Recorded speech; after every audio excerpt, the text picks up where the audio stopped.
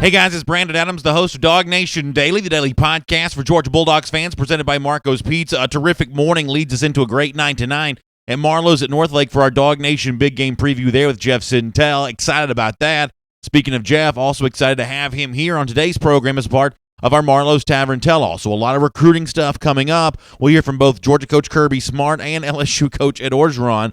Orgeron may have accidentally given Georgia some bulletin board material. I won't make too much of this, but I will point this out. In addition to some complimentary things he said about some of the Georgia offensive stars, and a really cool way that a former Georgia great is helping Justin Fields. It's a busy show. We're glad you're with us. DawgNation Daily, presented by Marco's Pizza, begins right now. From DawgNation.com, this is DawgNation Daily, the daily podcast for Georgia Bulldogs fans, presented by Marco's Pizza. Here's your host, Brandon Adams. All right, couple things before we get rolling here officially on the program today. Coming up in a few minutes, you're going to want to hear from former Georgia quarterback DJ Shockley. I'm going to play you some audio from him as a part of a video show that we're going to be doing on Friday, celebrating DawgNation Invasion. Really cool stuff with Shockley in terms of how he is helping Georgia quarterback Justin Fields. You're going to want to hear this coming up in just a moment. I'll also tell you this straight off the top tonight, that if you can be in the Atlanta area and really in any way, shape, or form tonight at 6 p.m., the place you're going to want to be is at Marlowe's Tavern tonight for our DawgNation big game preview. Jeff Sintel and me there from 6 to 8 p.m. It's 4156 La Vista Road in Tucker. 4156 La Vista Road in Tucker. We'll be talking about the LSU game. We're doing a lot of behind-the-scenes recruiting talk. It all goes down at the Marlowe's at Northlake. Our first time being at the Northlake location. I cannot wait to see many of you there. I will also say this, that Ed Oregron may have accidentally given Georgia some bulletin board material. I'll get to that coming up in a moment. But before that, speaking of Orgeron, Coach O as he's called, let's begin today's show with a little audio from him, looking ahead to the matchup against Georgia on Saturday, throwing some compliments the way of the Georgia offense. And one of the names he mentions in particular here is Georgia running back DeAndre Swift. And one of the things that I think is cool about what Orgeron says here, he actually compares Swift to one of the great running backs in recent LSU memory here, saying he's a little bit like Darius Geis, the guy who had started for the Tigers the last couple of years before getting drafted by the Washington Redskins and then obviously tearing his ACL. But a nice comparison here from Orgeron talking about DeAndre Swift. And for Orgeron, he's not just impressed with Swift, but he's impressed with the entire crop of Georgia running backs. Here is Ed Oregron saying some good things about DeAndre and the rest of the Georgia running back crew here. Able to change direction. He reminds me of Geis in a lot of ways. You know, he's 5'9", 215. He runs inside. They run what we call the down play. He runs on the inside leg of the center behind a good offensive line. He's going. He can change direction east and west just like that. He can run you right over and can catch the ball. And plus he has a lot of backup. He can stay fresh. Those guys come in, you just can't tell the difference. It looks like they have about 5 or 6 backs that can play in the NFL. Very, very impressive.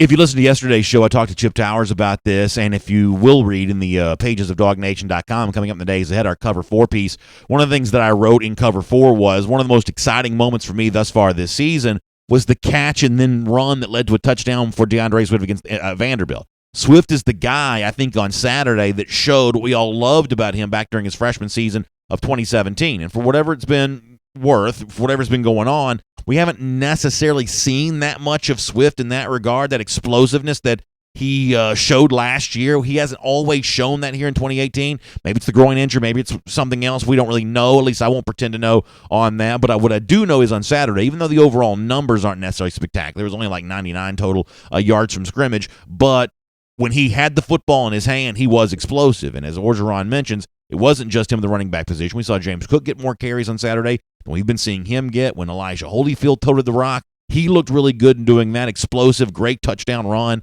I think Brian Harrigan's proved a lot this season. I think Georgia fans would agree with Orgeron's assessment of those Georgia running backs right now, even though the numbers individually for these guys haven't really matched what Chubb and Michelle did a year ago. The group overall, I think, does give Georgia a real chance on the road against LSU and in all of these tough games coming up in the weeks after that.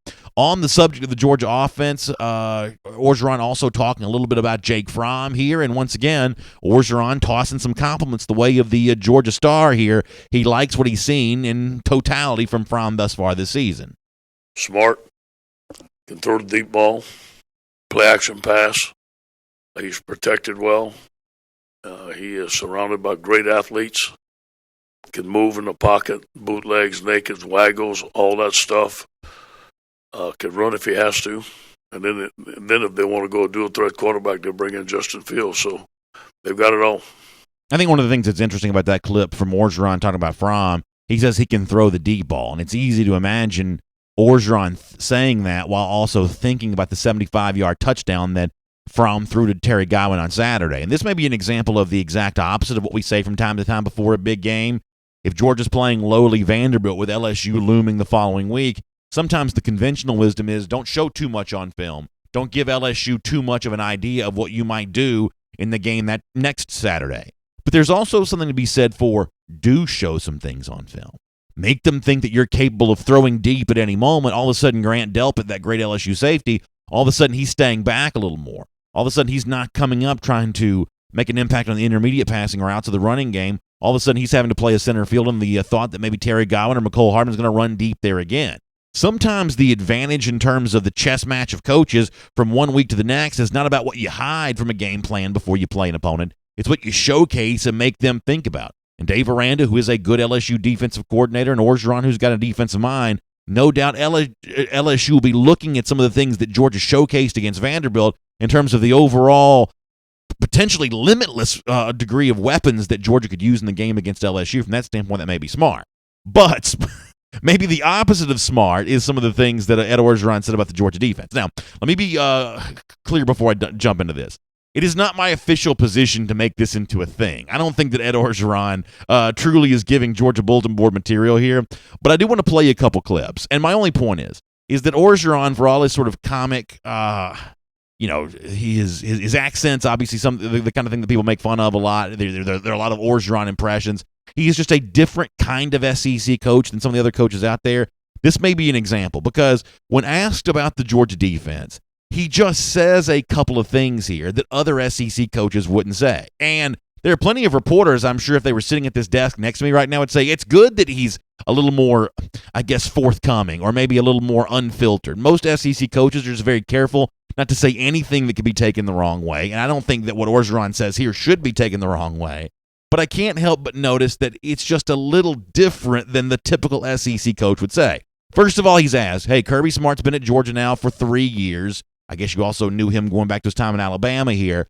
What is the hallmark, the personality of a Kirby Smart coached defense? And here is where, I don't want to say it's a problem because it's not, but here's where the potential problem for Orgeron begins. Take a listen. He plays base defense a lot. He doesn't have to blitz. They don't have a lot of sacks. They do affect the quarterback. They stop the run. They're big. He's a 3-4 team. They tackle well, have big, impressive personnel, and their corners lock up. They can play 8 men in the box, and they can play man coverage with anybody they want to. I mean, for the most part, everything he says there is true, but most SEC coaches would not point out, the weird thing about Georgia is they just don't have a lot of sacks. I mean, it's almost like he puts himself in the role of analyst there and starts talking about, what Georgia has done, hasn't done, as opposed to like what Kirby Smart and a lot of other coaches do in that situation is just kind of toss out some blanket, relatively hollow, empty compliments and just sort of move on because the last thing they want to do is turn a conversation into a thing.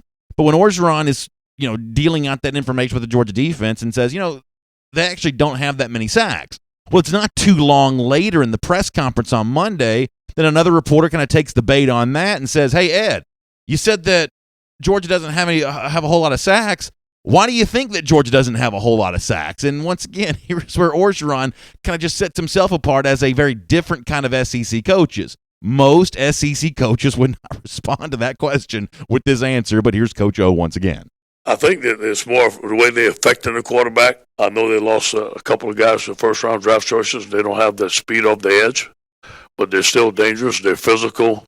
They're one of the best defenses in the country. I think that their philosophy is more or less is affecting the quarterback, pass rush lanes, make you get rid of the ball quick. As I said, it's not my intention to make more of this than it deserves. I don't think this is official bulletin board material as bulletin board material goes. This is probably pretty tame, but most SEC coaches would not evaluate their opponent's pass rush by saying, they just don't quite have the same speed off the edge as they did a year ago. I mean, you're going to tell DeAndre Walker that he's too slow to get to the quarterback against LSU? Do you want to really give him that little extra edge on Saturday? I'm not sure it makes that big of a difference, but most coaches would just sort of sidestep the whole thing overall. But Ed Oregron is a different kind of guy in that regard, and a different kind of guy in such a way that most LSU fans are very happy with that personality. It seems to fit what they're trying to do there. And for Georgia fans, it's also a chance to prove as you go into Baton Rouge on Saturday that some of what has been shown offensively against Vanderbilt can maintain its way for the second half of the season. And that Georgia pass rush maybe that Orgeron says is too slow to get to the quarterback, well, maybe on Saturday the Dogs will be able to prove him wrong on that. My name is Brandon Adams. This is DawgNation Daily, the daily podcast for Georgia Bulldogs fans. We're presented by Marco's Pizza, and good to have you with us live on video, 10 a.m., DawgNation Facebook, YouTube, Twitter feed, radio at noon, Athens Sports Radio 960 The Ref, and in podcast form, Apple Podcast Player, Google Podcast Player, the world-famous DawgNation.com, and everywhere in between. We're just glad you're with us today, and glad to have Marco's Pizza with us as well. And by now you know, I've been saying for a while that one of the great things to do when you don't feel like cooking, as I look out to my left, it's a pretty dreary day here today. A great chance to sort of stay indoors tonight and say hello primo with 2 medium, 2-topping pizzas for $6.99 each. It's every store, every day, the Italian way, authentic Italian quality pizza at a great price. No promo code, remember, or coupon to clip. It's just every store, every day, the Italian way at Marcos.com. Really good stuff there with them. We're going to get Jeff Sintel here coming up in a moment. A lot of recruiting stuff to get to with Jeff in the aftermath of busy weekend for visitors, the decommits, and some new offers going out. It's going to be a big blanket conversation with Jeff, and Jeff's also going to be with us tonight at Marlowe's Tavern at 6 p.m. I'm excited about that. Before we get to that, though, let's go around the doghouse here today, brought to you by Brasstown Valley Resort and Spa in beautiful Towns County, Georgia, the banks of Lake Chattooga. And one of the things that we're going to do on Friday, and you've been hearing me tell you about this for a while, and I'm going to keep telling you about it, is we're going to do our DawgNation Invasion special. It's our preview show. We're going to do it live from New Orleans on Friday afternoon. And the show is really going to be a collection of great former Georgia players who've had big moments in games against LSU in the past. And obviously in a conversation like that, one of the names that immediately comes to mind as a guy you got to have is former Georgia quarterback DJ Shockley, because Shockley had the great moment against LSU in the 2005 SEC Championship. It was a thrilling moment as a fan for me to be in the building that day and watch Georgia pull the upset. LSU was a pretty big favorite there that day and get a second SEC championship for Mark Richt. It was a big deal for Shockley on a personal level, though. As many of you longtime Georgia fans will remember, Shockley had been on the team in 2002, in 2003, in 2004. Had shown flashes that he could be a great college quarterback much the same way that the starter, David Green, was. But Shockley had to wait his turn, and he chose to wait his turn. He didn't transfer, didn't go somewhere else. He chose to stick around at Georgia and ultimately paid off to the tune of an SEC championship and the legacy now of being remembered as an all-time great. As a part of the video show that you'll see on Friday, I had a chance to ask DJ Shockley, did it make it more sweet knowing how patient you had to be to actually get to that point back in 2005? And I thought that DJ Shockley had a great answer. Yeah, you have no idea what it – I mean, it was one of those moments that you think about. I know I thought about it for my entire time at the University of Georgia, wanting to be in that spot where I could, really help this team win a championship, and to have the opportunity to go out there and play in that ball game versus a team like LSU, who a lot of people thought could possibly been playing their way into the national championship game that year, and to do it in the fashion we did, it was just so satisfying for me to see everything come full circle, see the ups and downs, thinking about, hey, I thought about leaving and end up staying, and you got 1 year to prove it, and to get to that point and then for it to all work out at the end was so gratifying for me and a bunch of my teammates as well. I think Georgia fans are happy to hear that DJ Shockley is happy, right? I mean, you want guys to have great memories of their great moment, especially when so many of us have so many great memories of that same time. You're glad to know that for DJ Shockley, he can look back on that time and say, yeah, it really worked out the way that I wanted it to.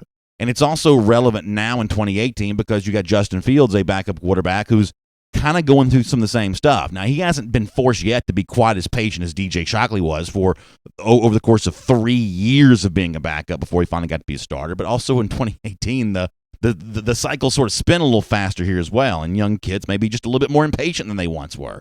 So if Fields is dealing with some of the same kind of stuff that DJ Shockley may have dealt with then, what you hope as a Georgia fan is that maybe Shockley can impart some wisdom on Fields and tell him how to handle the road that he's about to navigate this season and for the rest of his Georgia career. And according to Shockley, that's exactly what has happened here, that they have spent a little time together. And I think for Georgia fans, you love the idea of the wisdom of Shockley impacting the youth and athleticism of Justin Fields. This is a cool line from Shockley. You'll see more of this on Friday, but take a taste of it right now.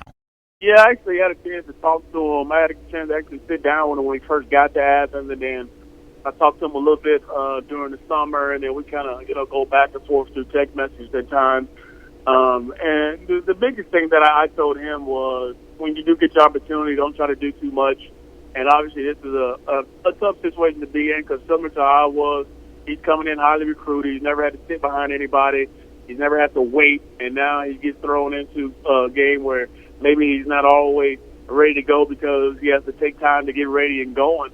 And it's a little bit different feeling. So I just told him, just make sure you're always prepared. You're always ready. Prepare like you're the starter in practice.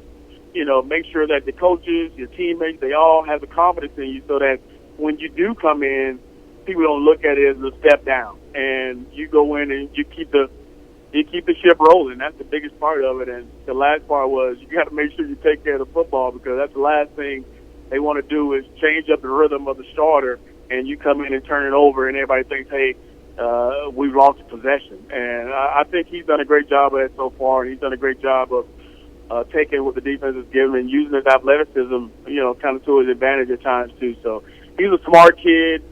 He's a guy that understands his role right now. But one thing I do know about Justin is he wants to be the guy, and he's going to keep fighting until that point happens. Great stuff there from DJ Shockley. Great wisdom and a huge impact, you got to imagine, on fields, who does want to be great and does want to be the guy. And eventually here at Georgia, he's going to get his turn to do that. A great way to go around the doghouse today on this Tuesday, presented by Brasstown Valley Resort and Spa. Of course, fall leaf season in full gear there on the banks of Lake Chattooga. And Brasstown Valley Resort and Spa, great way to enjoy that, especially during the month of October right now, because there are a couple of away games for Georgia. There's a bye week coming up, and Brasstown Valley Resort and Spa is the place that you want to go for all of that. And right now, football season, one of those times that you kind of get yourself in the doghouse. Well, here's a great way to get out of the doghouse right now. With Brasstown Valley Resort and Spa's Get Out of the Doghouse giveaway. It's North Georgia's premier mountain resort. It's just 2 hours away from Atlanta in Towns County, Georgia. And one lucky winner is going to receive a 4-day, 3-night trip or two that includes spa treatments, stable rides, that's on the horse trail there, 2 rounds of golf, and a whole lot more. It is going to be an awesome giveaway, and you can get your chance to win by going to the website that you see on your screen, or the one that I'm about to read to you. It's getoutofthedoghouse.com. Dog, of course, spelled D-A-W-G. Getoutofthedoghouse.com. Check that out online. Register for your chance to win. And, of course, it's great to have Brasstown Valley Resort and Spa as a part of Around the Doghouse each Tuesday here on DawgNation Daily. Good to have you with us as well. It's time to find out some more about UGA recruiting and get ready for a big night tonight at Marlowe's Tavern. They're in Northlake. Let's talk to Jeff Sintel here for our Marlowe's Tavern Tell-All. From Athens and across the SEC or wherever the recruiting trail may lead, here's a DawgNation.com insider. We have a lot of recruiting stuff to talk about right now with Jeff Sintel as part of our Marlowe's Tavern Tell-All. Looking forward to doing that. And Jeff, as I say good morning to you, I'm also looking forward to tonight because for the first time this year, you make a triumphant return to Marlowe's, and it's DawgNation's first ever appearance at the Marlowe's in Northlake, the beautiful rooftop location there for the Marlowe's in Northlake. What a great way to get DawgNation Invasion Week kind of kicked off and started tonight with the DawgNation Big Game Preview, looking ahead to LSU, looking back on some major recruiting news, probably a little foreshadowing about Lewis Seen, the 4-star safety, his announcement tomorrow. Jeff, this is going to be an awesome night, and I'm really excited you're going to be a part of it, my friend.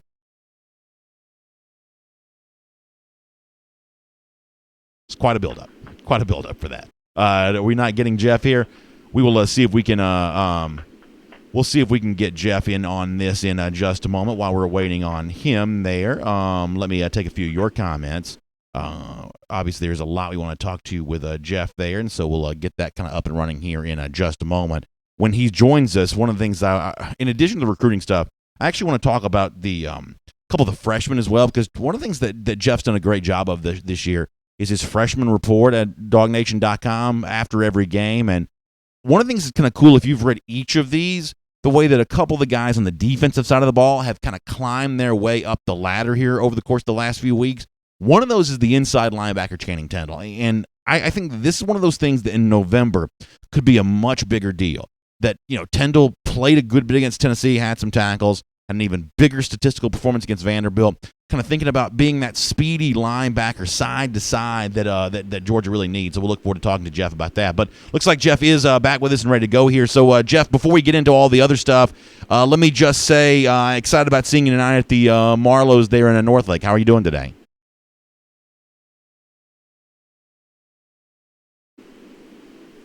All right, it sounds like we're having a little bit of an issue with Jeff on that. Let's see if we can get that figured out here. While we're doing that, I'll get some comments while we're waiting to kind of get that figured out. Jimmy Barnes says Jeff's excited too. Yeah, I'm sure he is. We just can't hear his excitement, but there's no doubt that he is excited on that. Miriam Martin Corbin on the subject of Justin Fields says, no one knows what Justin's going to do. Let's not make a controversy where there is none. Both our quarterbacks are team players. And, yeah, Miriam, I think you bring up a really good point on that. I don't think there's any denying here, any doubt that what you've seen from both Fromm and Fields in terms of their public persona has been very team-oriented, and that's not always the case. You've seen examples of that at Alabama, certainly at Clemson, where the quarterbacks in the roster just did not take that team-first goal, that team-oriented goal. So far from Fromm and Fields, you've seen exactly the examples of that, and I think that's a really good thing there. So I think Miriam's 100% right on that. Jimmy Barnes says, what book on tape would you want to hear Coach O narrate? You know what, Jimmy? Here's what I'd love to hear Coach Ed Oregron narrate. Something along the lines of, if y'all have kids, you ever read the Dr. Seuss book, Oh, the Places You'll Go? That may be the kind of thing I'd like to hear him do. Sounds like I'm hearing Jeff Sintel. Jeff, can you hear us now? So I'm hearing something from I'm hearing I'm getting a thumbs down. No, I can tell. I can tell it's not working. Thanks. David Hill talking about Jordan Davis. Yeah, David, that's the other freshman that I want to talk to Jeff Sintel about here. That's another guy that you saw a good bit of during the game on Saturday. Davis, because of that size that he brings to the table, as potentially that zero technique style player that can really enable you to stop the run with just basic personnel and giving more freedom to some of the other guys, other linebackers, to be a lot more aggressive and pass protection or pass rush or anything along those lines. I think that if Davis emerges for Georgia, I think that's potentially a huge point there. And Derek Tillman also asking about Jordan Davis. So, yeah, Derek, that's one of the things that I have been, from the Vanderbilt game, really excited about. And Kirby Smart talked about it on Saturday, and he was pretty candid after the game on Davis, saying that, this is still a guy he wants to see lose some weight, that I don't know that he's necessarily arrived onto the scene as a big-time player as of yet, but the fact that he's on his way to. It's just something that I think we all were aware of. We knew there was a strong possibility of this, and now we're actually seeing it potentially come to fruition, that Georgia could be a very different team in November and into December and into the true championship stretch run. Could be a very different team over the final 4, 5, 6 weeks of the season than it was over the course of the first 6 or 7.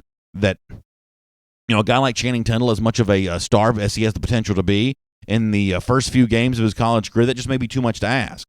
But it's not quite so much to ask in a 15-game season to be game 11, 12, 13, 14, and 15 in a far different position. That's not quite the same thing necessarily. And so that's something to think about and something to get really excited about there in that regard. So I love the idea of what Davis might be able to do. I love the idea of what Channing Tindall may be able to do. Mike Mitchum asked about Solomon Kinley. Any word on him? So the word from Kirby Smart yesterday was, and I have to admit I was a little surprised about this, is that Kinley was hoping to practice here this week and may get a chance to actually play on Saturday, that the injury may not be as severe as it looked. And we were talking about this off the air a little bit yesterday. When you saw him taken off the field the way that he was, it had a look of being a really severe injury. And I don't mean this in any way, I'm not being funny, I'm being serious, that part of the reason why the injury looked so severe is because they had to use the cart to get him off the field. But he is such a big guy that he's a little bit hard. If he can't put full weight on an injury from a precautionary standpoint right away, it's a little bit hard to do the thing where he puts his arms around two guys and they walk him off the field. Kenley's a big guy to do that with. So sometimes minor injuries maybe look more severe for big football players like that because it's hard to help get them off the field here. Someone asking about George Pickens, the Auburn committed wide receiver. I will say, and we're talking about this later on when we get into our SEC through, that there is so much turmoil in Auburn right now. 24/7 Sports report about some infighting there at the program, and apparently there have been some people really potentially turn their backs here on Jared Stidham. That Stidham's really lost a lot of favor. That there's a lot of potential stuff going on there at Auburn. So I don't know what that means for Auburn's 2019 class. I don't know what that means for the rest of Auburn's 2018 season, and we'll talk about more about this in our regular broadcast coming up here after hopefully we get a chance to talk to Jeff Sintel. But apparently Gus Malzahn has turned off some players in the locker room, and apparently Stidham has turned off some players in the locker room too. So that's kind of an ugly situation there at Auburn, and obviously Georgia fans love every minute of hearing that if it is indeed true. Dapper Dan says, I wish I could replace every Morgan Freeman narration in movies with Coach O. Yeah, can you imagine if it's Coach O who is the voice of Red in Shawshank Redemption? That becomes a very different movie at that point in time. Philip Hughes says, Justin Fields is not sitting behind Jake Fromm for 2 years.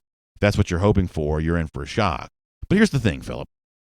Why we got to go there now? I mean, 2 years is a long time. Things have a way of just sort of taking care of themselves. And I don't know how it's going to play out. That's one of the reasons why when Kirby Smart says the plan is there is no plan, I believe him when he says that. Because right now, we don't know what's going to happen with Jake Fromm, nor do we know what's going to happen with Justin Fields. But this idea that anybody would be in a hurry to accelerate some sort of problem, I just think is ridiculous. I do. Frankly, that's just too hypothetical to even address. Is Fields going to be happy sitting for 2 years?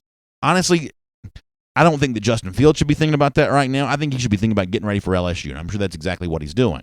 Frankly, I am glad that the Georgia quarterbacks here, both Fromm and Fields, have taken better tact in terms of how they relate to each other than some Georgia fans have in terms of how they relate to the rest of the fan base on this. And as I say a million times, if it was the media doing this, y'all be losing your mind. But when fans try to stir up trouble, I think that all of a sudden it's suddenly okay.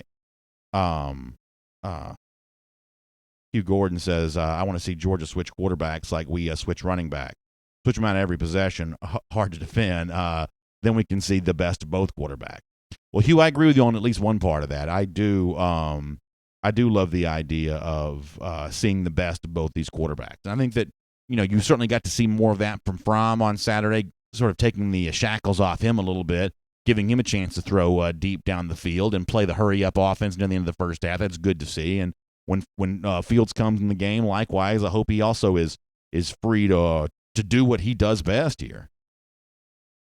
Mike D on the subject, going back to the NFL, talking about Aaron Rodgers sitting behind Brett Favre and got all the experience. Now he's one of the best in the league. That is true. Rodgers did sit in the NFL and was, I guess, eventually better for it. I will say, though, that that's a very different time now.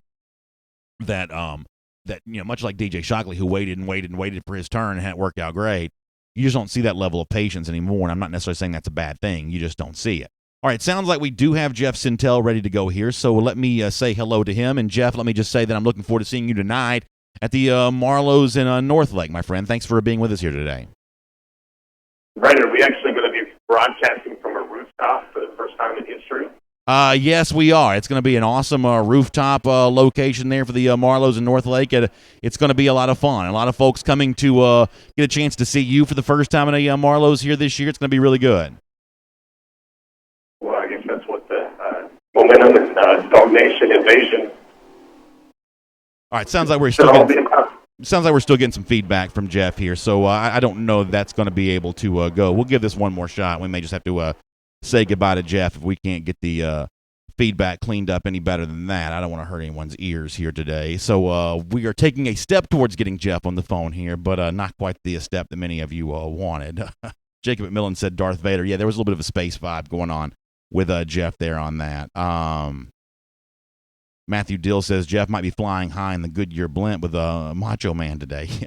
There's a chance that's going on there too. Tyler Jenkins on Facebook says having two capable quarterbacks is a good problem to have. It sounds like I'm still getting the same feedback. Jeff, talk to me one more time here. Let me see what's going on here. Blind Eddie is here. Blind Eddie Yeah, we're gonna have to. Yeah, I don't want to subject people to whatever this is. So let me just let Jeff go here and say that was a lot of good recruiting talk. We're gonna have to get that some other time. I guess probably the best time to get that is coming up at Marlowe's Tavern later on tonight at 6 p.m. Eastern time. So we will try to figure that out. Sorry for those of you who enjoy hearing Jeff on Tuesdays, but nonetheless, we'll look forward to seeing him later on tonight. So why don't we do this? Why don't, to satisfy our radio audience, we get ready to knock out a whole bunch of comments here, and we'll turn this into a radio segment as a replacement for Jeff Sintel, and then we'll try to have all this figured out and taken care of here. So I do hate that, and I apologize for all of you. But let's knock out some comments here, and we will then get ready to move on through with the rest of our broadcast. Obviously, there was a lot I want to talk to Jeff about, and maybe we can kind of mix some of that into our comments here as we go. But let me kind of get back into our broadcast mode here. But it's going to feature a lot of you with comments. We appreciate your patience here today. All right, here on DawgNation Daily, presented by Marco's Pizza, live video and radio and podcasts from time to time present some problems, and we have one of those here today. Jeff Sintel, not able to join us by phone. I don't know what was going on with that, but for those of you who are watching on video, you obviously noticed that we had about 4 or 5 chances to get Jeff on. We were hearing him some, but I thought the overall sound was too distorted for us to really make much sense out of what Jeff was saying or do anything on that. So we're going to have to scrap that for today. But it's going to be a chance for us to be more interactive even than normal here. A chance to get a lot of questions and comments and do some chatting here about everything going on with Georgia football, both looking ahead to DawgNation Invasion to Baton Rouge later on this week and kind of everything else going on there. So we'll take some YouTube comments and some Facebook comments and kind of do everything else that anybody wants to do here. David Johnson on YouTube on the subject of quarterbacks. You're probably not surprised to hear that comes up here with anytime Georgia fans have a chance to get together. Says, if you have 2 quarterbacks, you really have no quarterbacks. Why didn't we split time with Eason and Fromm? Fields is better, but some folks can't handle that. You know, David, I don't necessarily agree with your premise on this when it comes to Jake Fromm and Justin Fields. The reason why that Fromm and Eason didn't split times is because, you know, first of all, Eason left the starting job because of injury, and then when he came back from injury, you know, Georgia was on a roll and running, and at that point in time, there was no need to split time because why would you stop the Georgia offense? It was on its way to leading to an SEC championship and a college football playoff berth. Jake Fromm never gave Georgia a reason to think about taking out a quarterback. And, you know, if you want to say, hey, Justin Fields, you know, if he was the Georgia starting quarterback, Georgia would be fine. I kind of agree with you on that. If Fields got a chance to play either because of injury or some other reason, I feel like he would probably have a very good freshman season. The Georgia offense would probably work pretty well. But you can't watch what Jake Fromm did on Saturday and say, this is a guy that needs to be replaced, because there are 2 separate evaluations going on here. There's the evaluation of Justin Fields, clearly good enough to play and clearly the kind of guy that you don't want to see, leave him sitting on the bench.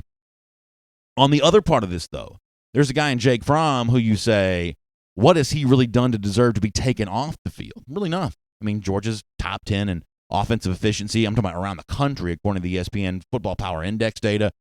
Big numbers here.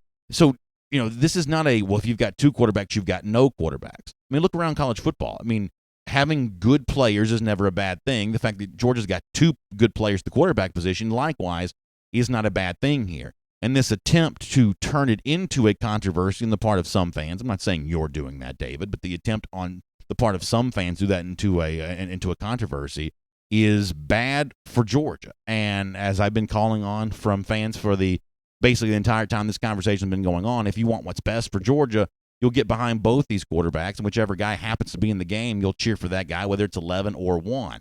That's the right choice here. Anson McMahon says Jake Fromm's proven to be clutch. Fields is a phenom. We're so blessed to have them both. I almost 100% agree on YouTube with what Anson McMahon says there. I think that's exactly right.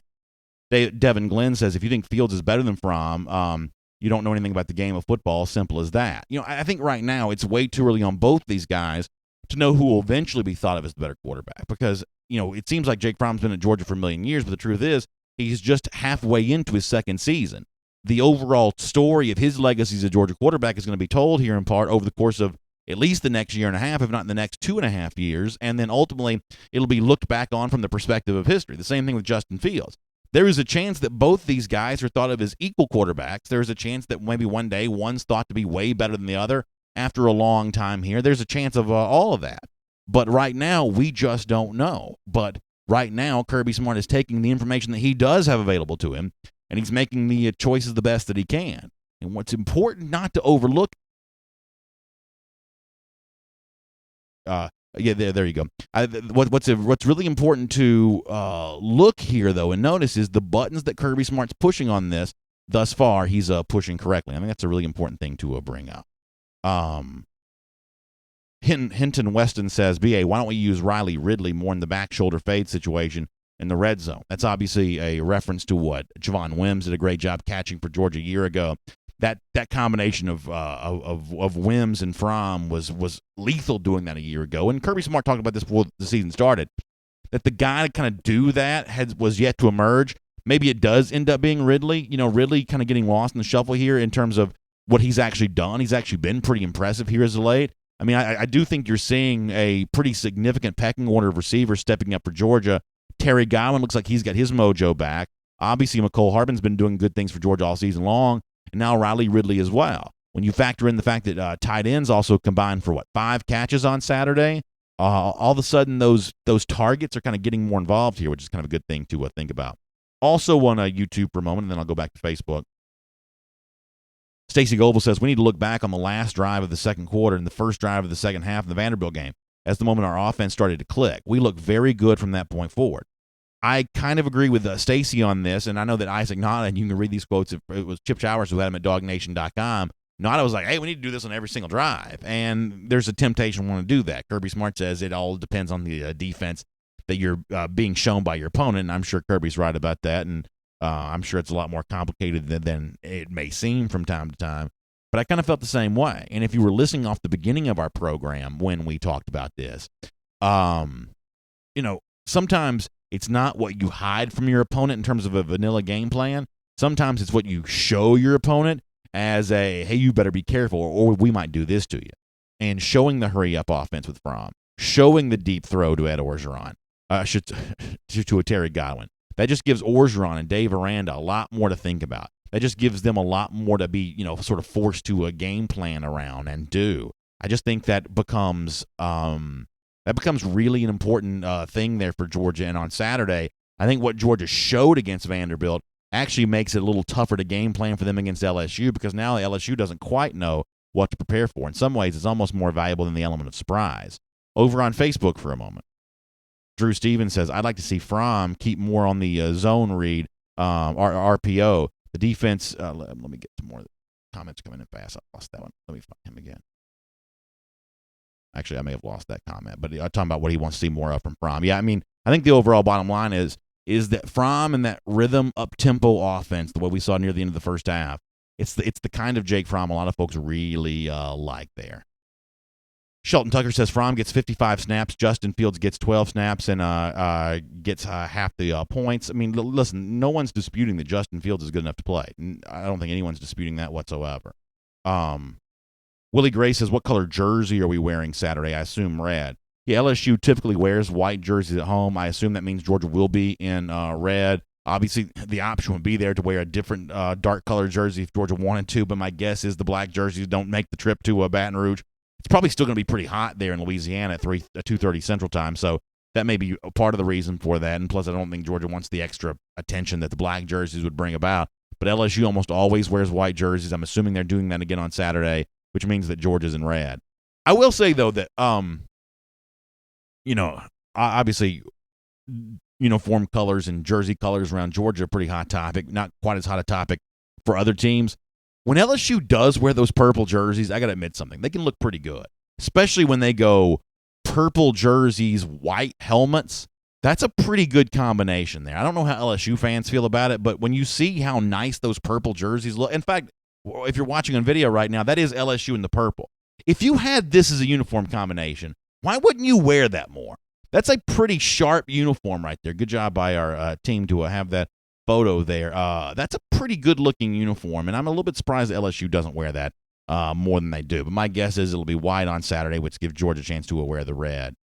Sam Sheehan says they need to do a blackout for the Auburn game this year. It'll be the 10th anniversary of the 2007 blackout. Is that right? Is that 10 years on that? I guess 2018. It's been at least 10 years, I guess, right? The one thing I have said about the upcoming Auburn game is much the way that LSU, or I should say Auburn last year, played that Soulja Boy Superman song, when Auburn was beating Georgia in Jordan-Hare a year ago, kind of like Georgia played the same song when it was popular back in 2007. I think that song needs to become the de facto victory dance for every Georgia-Auburn game, and I hope that Georgia plays that thing again this year as a way of kind of keeping that little thing going, because I thought it was kind of funny. Gary and Christian Gulisano asking a good question. He said they asked, is John Emery Jr., the 5-star running back from Destrehan, Louisiana, going to be at the game on Saturday? Orgeron was asked about recruits yesterday, and obviously he can't mention recruits by name, but he did talk about how many big-time in-state recruits are going to be there. So I don't know if that means Emery Jr. In my imagination is it probably will. Maybe Micaiah Tung's going to be there. I will say that watch out for a lot from Jeff this week. Jeff's going to Louisiana early. I don't want to tip off everything that he's doing, but watch for a lot of good stuff from Jeff Sintel coming from those guys. My guess is that Tung and Emery, maybe Ty Davis is another name that some Georgia fans think about, although he is currently an LSU commit. Maybe you do see a lot of those guys there on Saturday, which can make that really interesting. And Orgeron also, when he talked to media yesterday, also talked about the value of Louisiana recruiting Georgia. It seems like there's a lot more Georgia in Louisiana than there is LSU in the state of Georgia right now, but nonetheless. Randy Hall says, what sideline will John Emery Jr. be on? Well, I think by rule he can only be there as a guest of LSU, but nonetheless. So where will his eyes be most of the time? I'm guessing that'll be probably more on that Georgia sideline there as well, which is another reason why you want to go out and play big and win that game on Saturday. There's no doubt about that. If you're just joining us, let me give you an update on, if you're just joining us on video or radio, that obviously normally on Tuesdays we do our Marlowe's Tavern Tell-All with Jeff Sintel. We had a weird situation with the phone today. Had a hard time getting a solid connection with Jeff.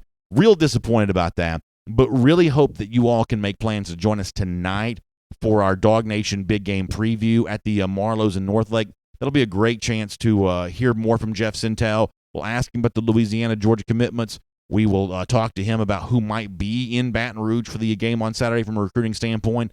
Inside stuff on Jaden Hazelwood, a whole lot of that kind of stuff. We'll do that all starting at 6 p.m. Let me see that address one more time for the folks who've just tuned in. It's a Marlowe's Tavern there at Northlake, 4156 La Vista Road. That's 4156 La Vista Road in Tucker.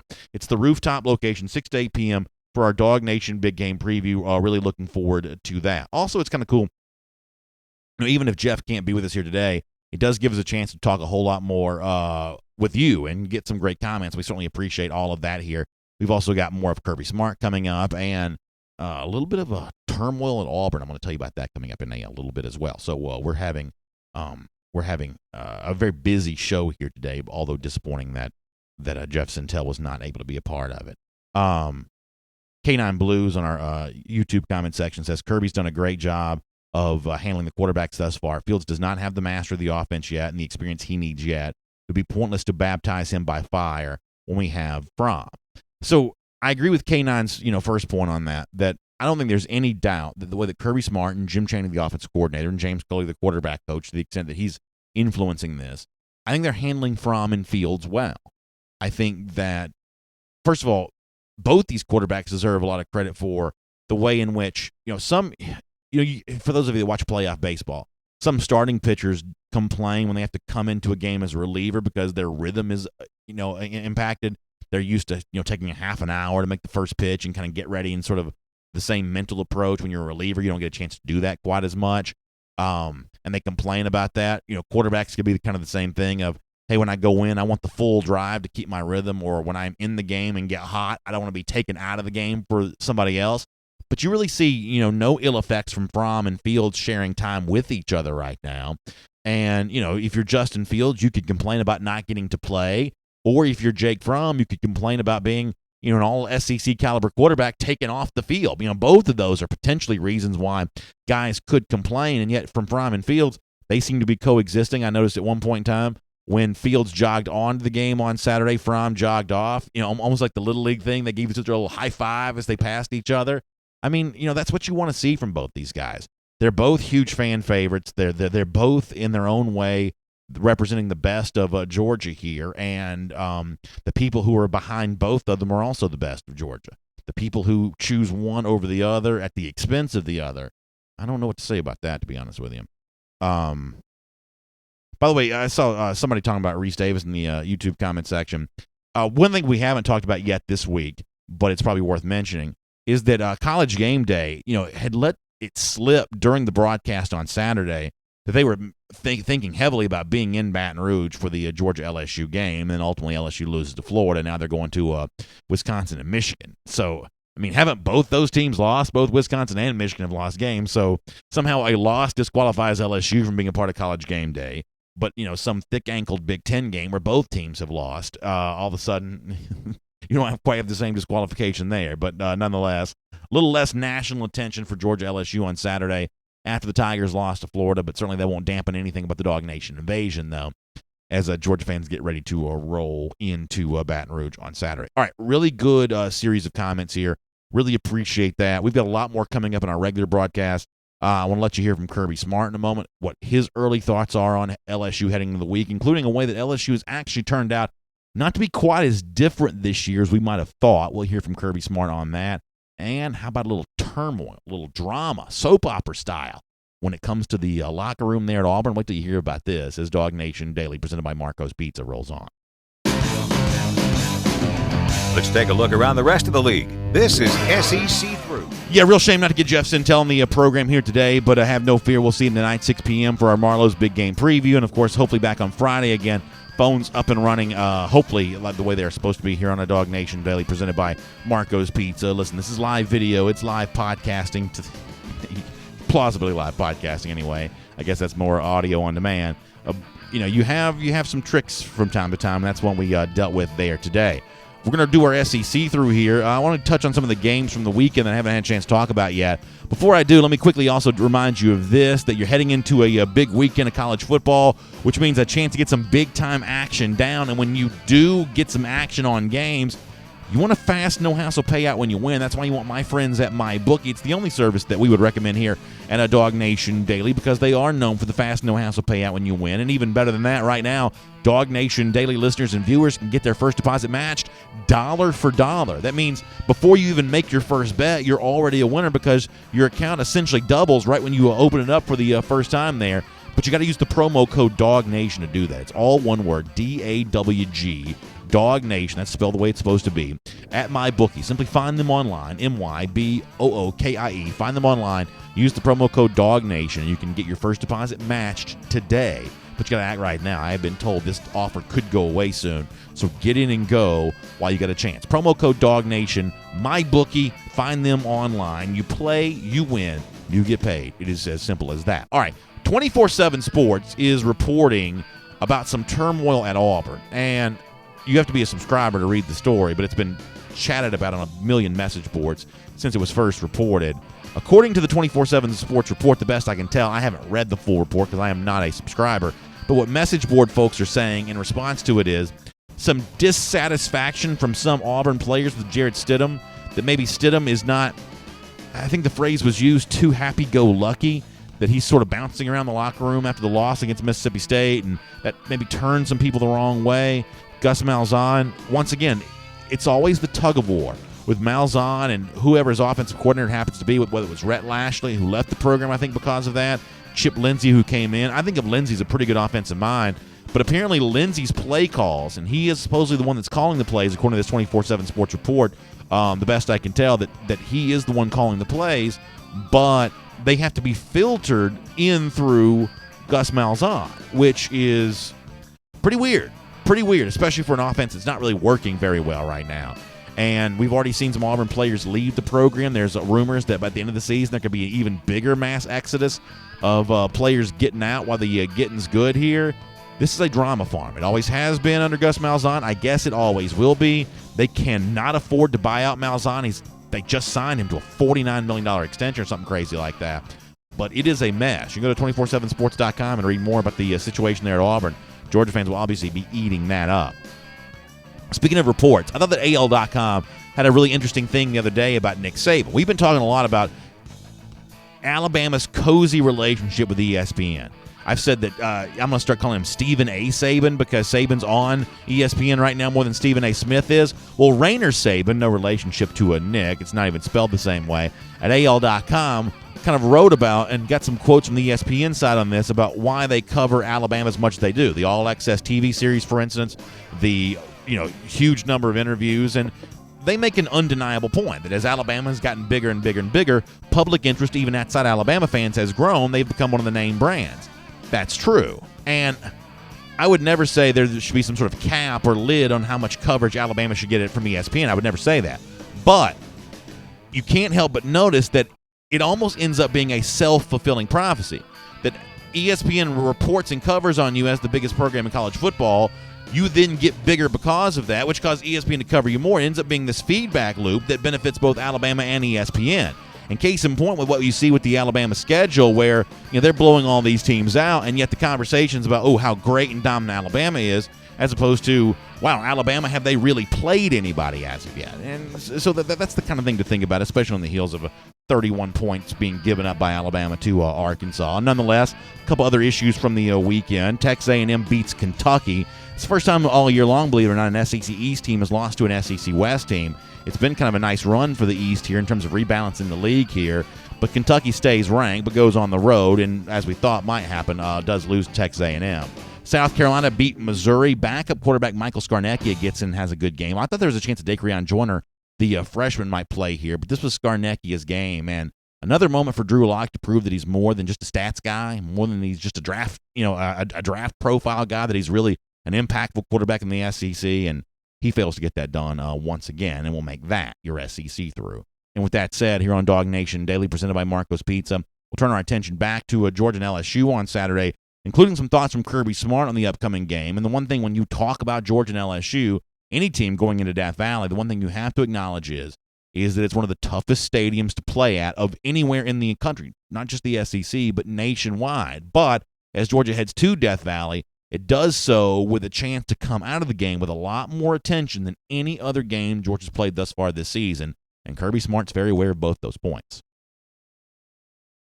Extremely tough environment to play in, one that I both experienced as a player and a lot of times as a coach.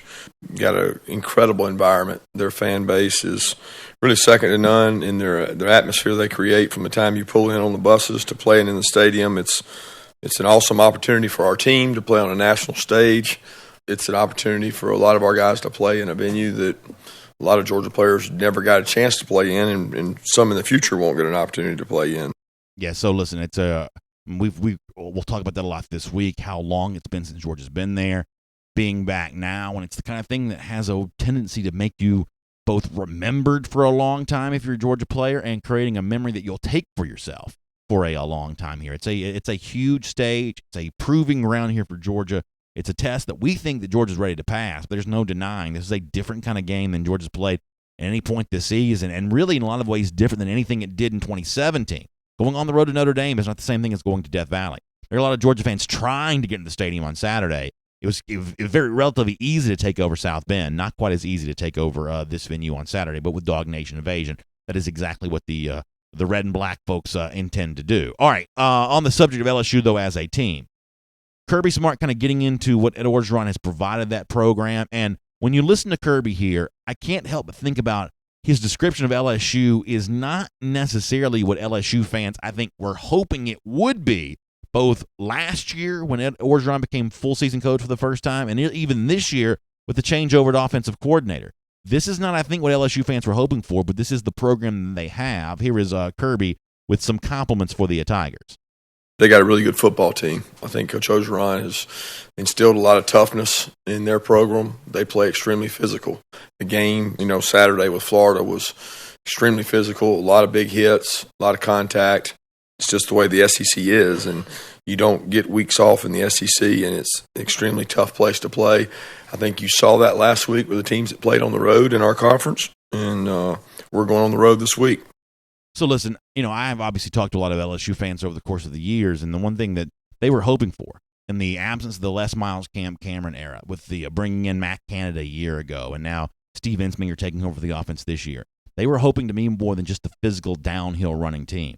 They wanted to add a dynamic offense. They wanted to lean on quarterbacks more. Ed Oregron said a lot during spring practice that LSU's hope was to throw the ball a lot more this season. And once again, it does kind of seem like they've been stuck with, I don't want to say stuck because Burrow's had a pretty good season, but sort of a game manager style quarterback, a guy that's, mostly hoping not to throw interceptions, but not necessarily making the kind of big, exciting throws into tight windows that have a chance to truly win games for you.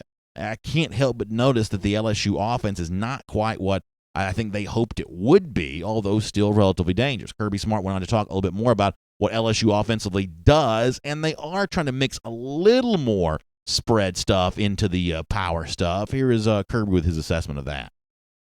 They have some signs of being the old, really physical LSU, come downhill, hit you right in the mouth. They run power, counter, lead. I mean, they do all the traditional fullback offense. But they also have the spread elements, and I think their quarterback does a tremendous job with that. He's a really good athlete. He runs the ball well. They were able to run quarterback runs with him. You can tell that from his transition from Ohio State. He's been able to run the ball. So they have more spread elements, yes, but they still have the traditional hit you in the mouth offense. Yeah, so I think that, what LSU is doing offensively is for the most part working. I mean, they're, ranked 13th in the country. They've only lost once. They're better, I think, overall than people thought they would be. They've gotten the Miami win. They've gotten the Auburn win. Those wins that people didn't necessarily think the Tigers would get. But honesty compels me to admit that in terms of the original plan for the LSU offense, it's not quite working out that way. I think some of the receivers haven't stepped up the way I thought they would. Jonathan Giles, the transfer. We haven't heard a ton yet from the two big-time freshmen, Jamar Chase or Terrace Marshall, although Marshall did have a couple catches against Florida. It hasn't quite worked out that way, and we'll see if that continues against Georgia on Saturday. All right, we will get ready to wrap up our program here today, and we'll do so by reminding you that 18 days from right now, speaking of Florida, Georgia goes back to Jacksonville, world's largest outdoor cocktail party. We think it's a win for Georgia again there. It's our Gator Hater Countdown. We do it every day here on DawgNation Daily, presented by Marco's Pizza, and glad to have you with us as we do it. Also really excited about seeing you tonight at Marlowe's North Lake location for what's going to be a really fun DawgNation big game preview. And there were a lot of stuff I want to talk to about with Jeff here today. And I hate that we didn't get a chance to do that, whether it be Chris and Miles Hinton being at the game on Saturday, the J.D. Bertrand decommitment, a little bit more on Jaden Hazelwood.